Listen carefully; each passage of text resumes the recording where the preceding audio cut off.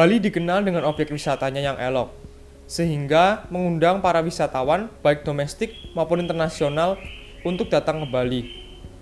Nah, di Bali ini memiliki banyak sekali objek wisata.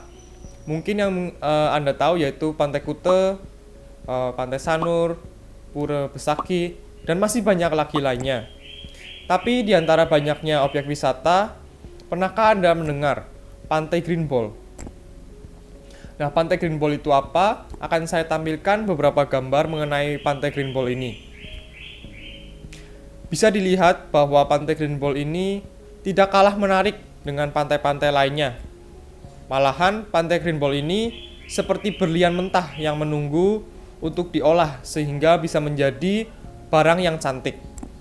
Oleh karena itu, Bapak Ibu, saya di sini, Alfian, dan juga dua teman saya, Giovan dan juga Febiola, akan mengajak Bapak Ibu sekalian ke masa depan di mana Bali tidak dikenal hanya dengan Pantai Kute atau Pantai Sanur, tetapi oleh Pantai Green Ball. Dari hasil observasi web dan studi lokasi yang telah dilakukan oleh salah satu rekan kami mendapat beberapa informasi. Yang pertama, pasang surut air laut sangat berpengaruh pada keindahan pantai tersebut. Misalnya pada saat air pasang, karang-karang di sekitar pantai akan tertutup oleh air laut. Tetapi pada saat air surut, karang-karang tersebut akan terlihat berwarna hijau dan menyerupai bentuk mangkuk. Nah, dari sini nama Pantai Green Ball ini terbentuk. Kemudian untuk mencapai pantai, para pengunjung harus menuruni ratusan tangga. Nah, hal ini yang mungkin menjadi alasan kenapa Pantai Green Ball kurang diminati. Juga kondisi anak tangga perlu diperbaiki. Kemudian di atas pantai ada lokasi tempat parkir. Di sini lokasinya cukup luas dan juga di lokasi ini terdapat para masyarakat sekitar yang berjualan dalam kios-kios kecil. Tetapi hal ini bisa lebih dimaksimalkan lagi. Dan informasi yang terakhir yang kami dapat yaitu adalah biaya masuk ke Pantai Green Ball ini adalah sebesar Rp5.000. Kemudian masalah-masalah yang sudah saya sebutkan tadi seperti tangga yang tidak terurus dapat mengancam keselamatan para pengunjung. Kemudian pasang surut air laut di mana pada saat pasang karang akan tertutup oleh air laut. Hal ini menyebabkan pantai menjadi kurang menarik gitu. Dan masalah-masalah lain yang menyangkut kurangnya perhatian masyarakat sekitar tentang pengembangan pantai yang menyebabkan Pantai Green Ball mungkin kurang dikenal oleh masyarakat luas. Ya, di sini saya akan melanjutkan penjelasan dari Yohanes Alfian. Berikut adalah beberapa footage yang diambil oleh rekan kami Giovanni saat ia berkunjung ke sana. Bisa dilihat bahwa gambar-gambar ini menunjukkan kondisi Pantai Green Ball saat ini, seperti yang dijelaskan oleh Alfian. Nah, setelah kami amati lebih dalam, ternyata pantai yang kurang terkenal ini memiliki banyak sekali potensi-potensi yang bisa dikembangkan. Salah satunya adalah untuk photoshoot. Sekarang ini memang teknologi edit sudah sangat maju dan banyak sekali orang menggunakan teknik green screen untuk melakukan photoshoot agar seolah-olah berada di suatu tempat. Tapi keindahan alam Pantai Green Ball ini tidak akan sebanding dengan teknik edit green screen manapun. Pantai yang dikelilingi tebing dan karang ini memiliki kekhasannya tersendiri. Seperti yang dijelaskan oleh Alfian, saat air sedang surut, karang-karang yang ditumbuhi lumut akan terlihat di permukaan dan berbentuk menyerupai mangkok, sehingga dinamai green ball, mangkok hijau. Dan saat ini juga, Penggunaan jasa photoshoot semakin tinggi. Tidak hanya untuk foto prewedding, namun juga ada foto pre-sweet 17, yearbook, modeling, dan lain sebagainya. Nah, berikut adalah potensi untuk kegiatan outdoor seperti camping, piknik, atau barbekyuan. Beberapa tahun terakhir, teknik makan dengan teknik barbecue sangatlah digemari oleh masyarakat. Tidak hanya karena portable dan mudah dibawa, tapi juga ada feel tersendiri jika kita memasak makanan kita sendiri dengan mudah. Dan dilihat dari penampak alam pantai ini, kegiatan camping bisa dilakukan dari atas tebing ataupun di pesisir pantai saat air sedang surut. Kemudian, seperti yang kami tegaskan berulang kali, keindahan pantai ini sangatlah luar biasa, sehingga bisa dikembangkan menjadi tempat rekreasi. Salah satu ide kami adalah membangun penginapan atau resort di atas tebing dengan view langsung ke pantai, di mana ada penginapan tidak lengkap jika tidak ada restoran. Nah, melihat posisi tebing di sekeliling pantai, sangat memungkinkan kita untuk mendirikan restoran dan resort untuk menikmati keindahan pantai ini dari atas. Kemudian adalah sasaran yang kami targetkan dari pengembangan Pantai Green Ball ini. Yang pertama adalah membuka lapangan pekerjaan bagi warga sekitar. Karena dengan membangun resort dan menjadikan pantai ini menjadi objek wisata yang terkenal, maka dibutuhkan berbagai macam dan banyak tenaga untuk berpartisipasi di bidang hospitality, tourism, food and beverage, dan masih banyak lagi. Yang kedua adalah membuat lingkungan pantai jadi bersih, karena dengan adanya pengembangan dan perawatan pantai, maka lingkungan pantai dan sekitarnya akan lebih dipantau dan diurus. Yang ketiga, meningkatkan kesejahteraan masyarakat dengan mengembangkan suatu objek wisata yang diharapkan dikenal dengan masyarakat dan menjadi destinasi wisata banyak orang, maka memberi peluang juga bagi masyarakat sekitar untuk daerahnya lebih terkenal dan menjadi sumber pemasukan di berbagai bidang, seperti oleh-oleh salah satunya. Dan yang keempat adalah untuk membuat pantai ini dikenal banyak masyarakat dengan memberi fasilitas yang sangat memadai dan layak bagi pengunjung-pengunjung yang datang ke pantai, sehingga pengunjung betah dan merekomendasikan Pantai Green Ball ini.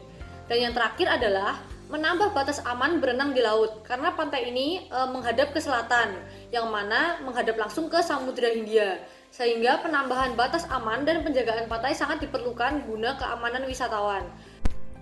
Berikut ini adalah contoh poster yang mungkin akan kami sebarkan sebagai salah satu media promosi Green Ball Hotel. Hotel yang terletak di atas tebing pesisir pantai ini memiliki fasilitas yang tidak kalah modern dengan hotel-hotel besar di pusat kota, seperti akses wifi gratis, area parkir yang luas, akses restoran 24 jam, dan masih banyak lainnya. Selain hal-hal berbau futuristik, Green Ball Hotel juga tidak meninggalkan jejak tradisional, berupa kamar dengan style gubuk kayu, gazebo outdoor, dan keasrian alam yang menyatu dengan lingkungan hotel. Dengan fasilitas yang memadai, Green Ball Hotel juga menerima berbagai macam paket reservasi untuk acara, baik partai besar maupun partai kecil. Dan berikutnya akan dilanjutkan oleh rekan kami, Giovanni. Nah, selanjutnya saya Giovanni Tionarto akan menjelaskan rencana perubahan dan pembangunan pada Pantai Green Ball. Nah, karena Pantai Green Ball ini cukup luas, jadi kami membaginya menjadi 3 denah. Yang pertama adalah tempat parkir, yang kedua adalah resortnya, dan yang ketiga adalah bagian pantainya. Nah, yang pertama kami akan membahas perencanaan dan perubahan pada area tempat parkir. Saat pertama kali masuk ke Pantai Green Ball, kita akan disambut oleh warga sekitar yang meminta biaya masuk ke Pantai Green Ball. Mereka tidak akan mengecek mobil maupun motor yang kita bawa. Nah, kami berencana membangun pos penjagaan atau pos satpam seperti ini untuk agar motor dan mobil lebih aman. Lalu setelah berhasil masuk, akan disambut oleh area tempat parkir. Nah, area tempat parkir sebelumnya seperti ini. Nah, lalu yang baru adalah seperti ini.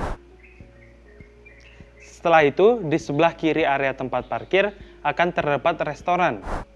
Nah, tujuan restoran ini adalah agar pengunjung bisa mengisi perut mereka yang kosong, dan juga warga sekitar bisa mendapatkan pekerjaan dan dapat membantu ekonomi mereka. Lalu, di sebelah kanan tempat parkir terdapat pura kecil. Kita tidak akan mengubah apa-apa dari pura tersebut, karena kita menghargai dan menghormati budaya serta agama warga sekitar. Kemudian di bagian barat dari tempat parkir akan terdapat lobby dan area Flying Fox.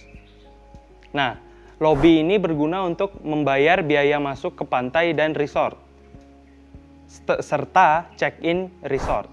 Lalu area Flying Fox, nah kita berencana untuk menambahkan Flying Fox dari atas tebing menuju pantai.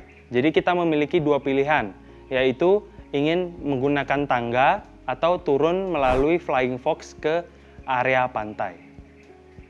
Nah, yang kedua merupakan denah resort. Setelah melakukan pembayaran di lobi utama, kita akan diberikan dua jalan, yaitu jalan menuju pantai dan juga jalan menuju resort. Nah, kita akan membangun jalan menuju resort seperti ini. Nah, lalu dapat dilihat di denah bahwa terdapat 9 cottage yang ada di resort tersebut. Nah, cottage-nya akan kita desain menggunakan unsur budaya Bali. Kemudian setelah ada cottage, ada juga kolam berenang. Nah, kenapa kita memberikan kolam berenang? Karena ada orang yang menyukai berenang di air asin dan juga ada orang yang menyukai berenang di air tawar. Sehingga kita memberikan mereka pilihan ingin berenang di mana. Lalu di sebelah kanan dan kiri kolam berenang terdapat taman. Nah, taman tersebut agar suasana di resort terlihat lebih hidup.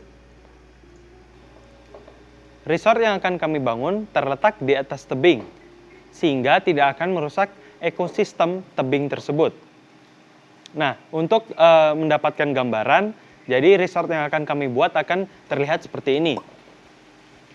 Nah, resort ini memiliki luas yang tidak begitu luas, agar ekosistem dapat tetap terjaga. Kemudian kita akan membahas jalan menuju pantai.